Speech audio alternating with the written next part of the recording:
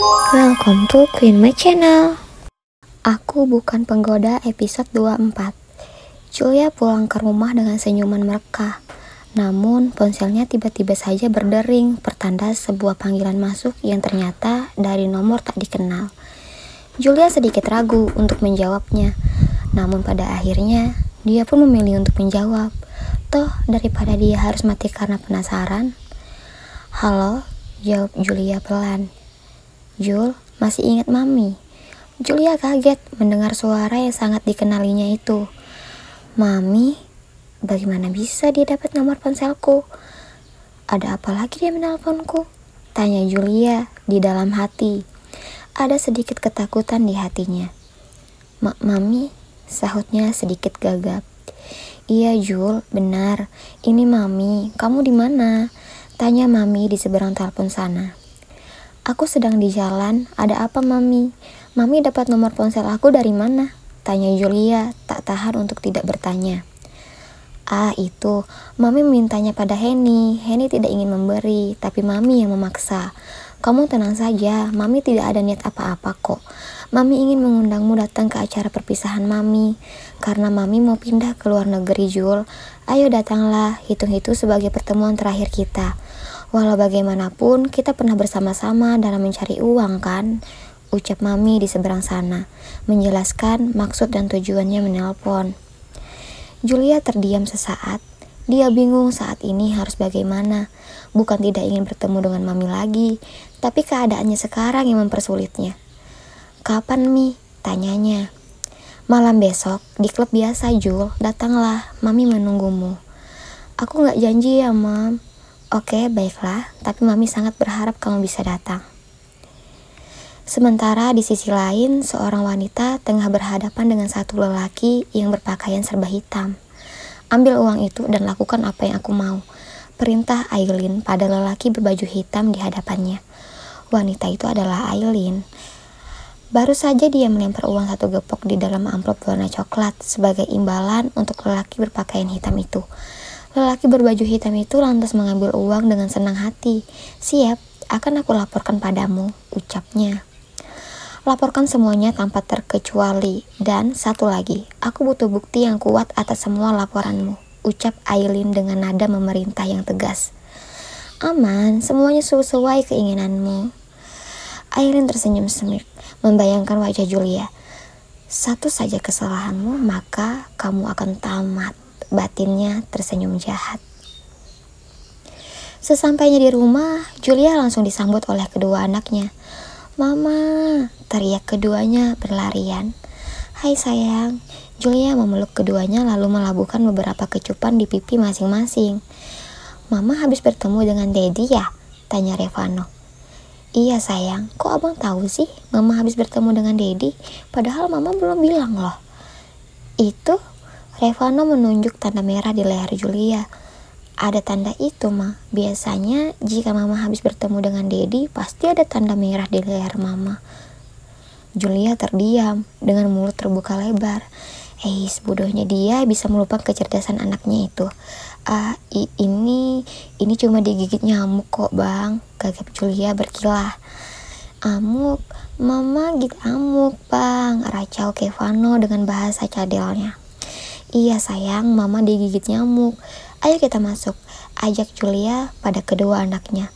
Ia berharap Revano melupakan tanda merah di lehernya dan percaya jika itu adalah gigitan nyamuk. Waktu pun berlalu. Hari ini seperti biasa Julia mengantarkan anaknya pergi ke sekolah. Sekolah yang rajin ya, abang, biar jadi orang yang sukses. Pesan Julia seperti biasa pula jika mengantarkan sang anak.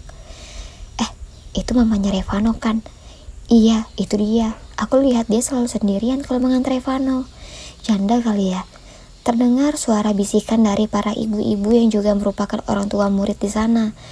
Julia memejamkan matanya sejenak, mencoba setenang mungkin. Bahkan di sekolah elit seperti ini masih ada saja ibu-ibu julid yang suka bergosip. Batinnya. Mbak, sendirian aja. Mamanya Revano ya? Tegur salah satu dari ibu-ibu yang berkumpul itu. Julia tersenyum tipis. Iya, saya ibunya Revano. Mari ibu-ibu, saya duluan, pamit Julia. Dia tidak ingin berlama-lama di sana. Dih, sombong banget, cibir salah satu mereka. Iya, mobil dia bagus deh.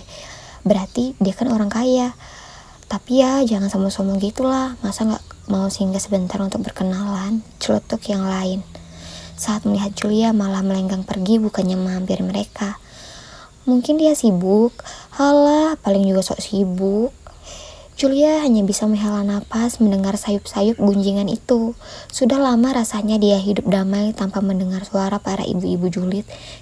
Hari ini ia kembali mendengarnya. Ya, namanya juga hidup, ada saja cobaannya.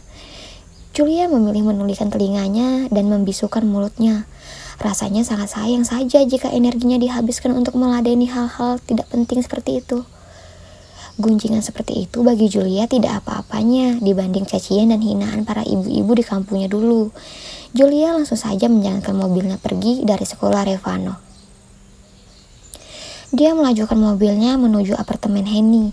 Dia sudah berjanji pada Henny untuk datang hari ini. Sengaja Henny menyuruh datang saja langsung ke apartemen wanita itu, karena tidak ingin Julia mendapat masalah jika bertemu di luar.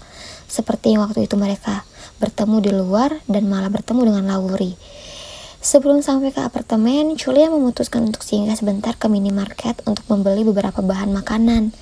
Karena mereka berdua sudah sepakat hari ini akan masak-masak bersama di apartemen. Julia mengambil beberapa bahan dan kebutuhan yang diperlukan tanpa sadar sedari tadi sudah ada yang mengintainya. Usai berbelanja, Julia kembali melajukan mobilnya menuju apartemen Henny. Tak membutuhkan waktu lama, dia pun tiba. Langsung saja dia parkir dan masuk menuju lantai di mana unit apartemen Henny berada. Aileen tersenyum semik saat melihat gambar Julia yang masuk ke dalam apartemen. Foto itu baru saja dikirim oleh orang suruhannya.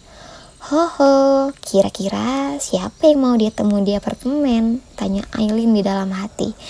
Apa pria lain? Dengan cepat ia mengangkat telepon masuk dari orang suruhannya. Ada apa? Tanya Aileen langsung. Dia menemui seorang wanita, bos, bukan pria, ucap orang itu di seberang telepon. Wanita? Ulang Aileen dengan kening mengkerut. Iya, sepertinya itu temannya, bos. Terus ikuti kemana saja dia pergi dan cari tahu juga siapa wanita yang dia datangi itu, perintah Aileen. Siap, bos. Kini di dalam apartemen, Julia dan Henny sudah sibuk dengan berbagai macam bahan masakan yang tadi dibeli oleh Julia. Wow, ternyata kau juga sangat pandai memasak, puji Henny menatap kagum ke arah Julia. Kamu lupa, aku ini janda 2 anak. Memasak hal seperti ini sudah biasa bagiku, sahut Julia dengan kekehannya. Iya, lupa.